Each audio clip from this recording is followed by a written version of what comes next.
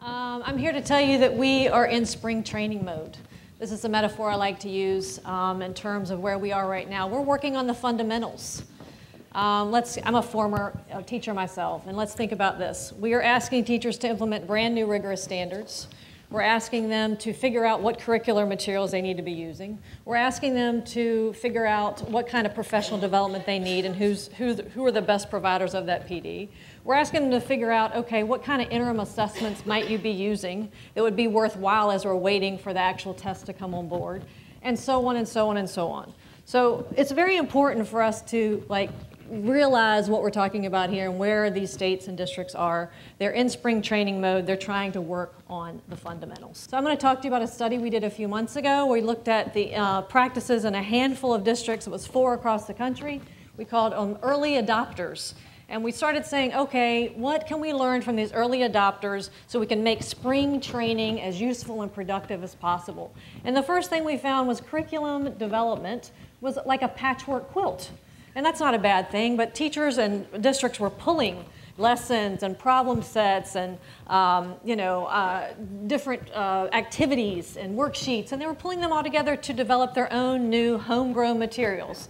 And who's to blame them? Because as we will hear again and again and again, a lot of these publisher materials that are out already got this Common Core sticker slapped on there. Nobody trusts it. They're suspicious, and rightly so. And districts are waiting. They're not going to adopt a textbook yet. Many are saying, you know what, we want to wait till this rolls out. We want to wait to see what we've got. And there are organizations that are working to make sure that we have better curriculum materials available. But the danger here is just like the danger we have in the publishing market. This homegrown stuff can be junk, just like the publisher stuff can be junk. Okay? That's a problem. Warning sign, red light, red light, red light. One thing we said in the report was, oh, by the way, and what's been said before in Pat's presentation, you can see whatever you wanted to see in the Common Core. So one of the things we found was some of these textbooks that were presumably aligned are actually anything but. Easiest example is a lot of pre-Common Core math textbooks were spiraled, which means that these concepts get repeated year and year and year and year in and out, so they can sort of build upon each other and be reiterated. But Common Core says, you know what, we want kids to learn these types of skills, these key concepts and these key grades. We're not going to repeat it ad nauseum. We expect them to master these things and move on. So it's hard to figure out how some of these philosophical differences in these textbooks could be presumed to be aligned. So this is another problem. Another problem, content-rich curriculum. Fordham's a big fan of core knowledge, and that's not the only curriculum out there that specifies the content that kids are to learn. But this is a big gaping hole. When you talk to districts and you talk to teachers and superintendents and you say, the Common Core standards aren't curriculum, we've heard that a million times, but guess what? You're supposed to pair your curriculum, your standards with a content-rich curriculum. And we're not seeing that.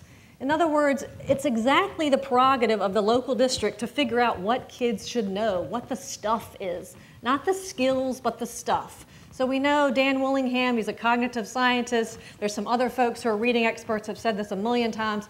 Teaching content is teaching reading. You learn to comprehend not only because you know phonemic awareness and all these sort of reading skills, but you learn to comprehend because you know stuff and you know content. You can fill in the gaps when you know some stuff. So we need people to actually figure out what they want kids to know how to do. And by the way, they need to follow through with that.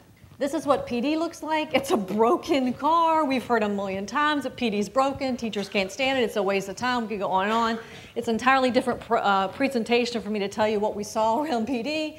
But just know that it's broken. We need new delivery systems. Teachers actually need to know the content that they don't know. These math standards are more rigorous. A lot of these math teachers don't know how to teach what's in these new standards.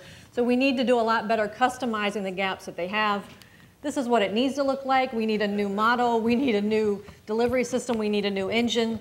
But one of the things that we saw when we really dug in and talked to teachers and talked to districts was that they are struggling with developing expertise around the Common Core. Like, who do you go to get the real deal about what these standards mean and how they're to be taught? And they're doing one thing that's actually really effective, which is just going back to the Common Core standards themselves. Go back to the primary source, go back to the document, and vet everything against that.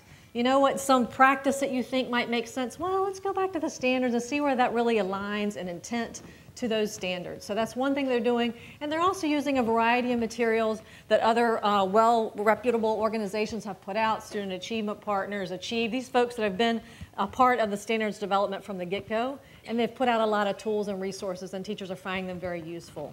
So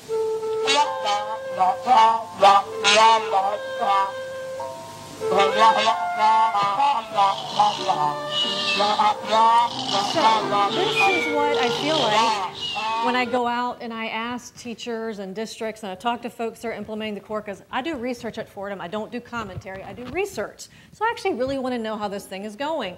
And this is what they tell me. Oh, we're doing professional learning communities. We're looking at student work. We're collaborating. We're using data to inform instruction. I have heard this for years and years and years. I was in an ed school 20-ish years ago, and it's still the same stuff. So what I would say is, you know what, get beyond the rhetoric and figure out whether teachers actually know what the heck these standards are talking about. When they talk about ELA, do they recognize that teachers actually need to be pushing kids to read things, not just what they're comfortable reading, but on grade level and beyond? Do they realize the importance of procedural fluency in the math standards? Do they realize the importance of learning some of these simple calculations to mastery? So there are certain things that make these standards different, and if these teachers can't talk the talk, that means they're not walking the walk. And so it's really important, I think, for us to get beyond the rhetoric of PD and make sure that they're not using the structure, the PLC, the whatever. They're actually making good use of that time.